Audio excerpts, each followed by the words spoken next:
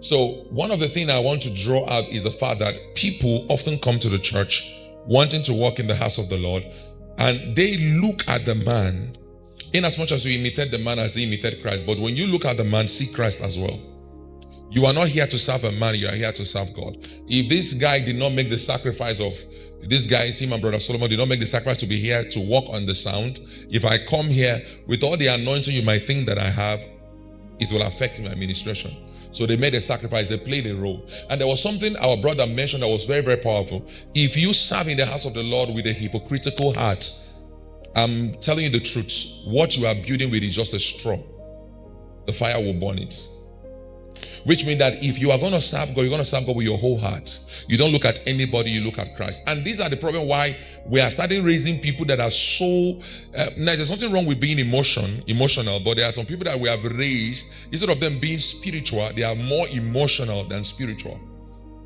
In the sense that you find a lot of people telling you, I've not been in the church for a week, they didn't check up on me. Now, that is good for them to check up on you, but if nobody checks up on you, you are not in the church for them to check up on you. You are in the church as a means to learn, to grow, to serve. If the Lord has assigned you in the place, serve with all your heart. Praise the Lord Jesus. This is very, very important. And there was something, a man of God was saying something, and there was a scripture I posted online. I said, servants, to paraphrase it, servants comes and go. Son stays.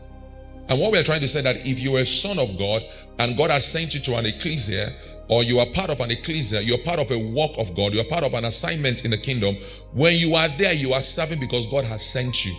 You are not serving because there is a pay for you. You're not serving because there is a rise that will be given to me in the end of the day. You're not serving because of anything. Now, those things, the pay, the rise, and everything are still good. But that should not be the priority or the motive by which you serve. So we have, because even me here, I'm serving because God has sent me here. And you are here because God has sent you here. And somehow, God is impacting your life. And this is one of the problems we have. You see, if you keep being a hypocrite in the house of the Lord, you are going to cause yourself more harm than good. Because you see the funny thing, you can be rewarded because they think you are hardworking. You can be rewarded because they think you are this and that and that and that. But there is a God that sees your heart. And at the end of the day, when they bring all your deeds before the fire, it will not stand, it will burn out, and there will be no reward.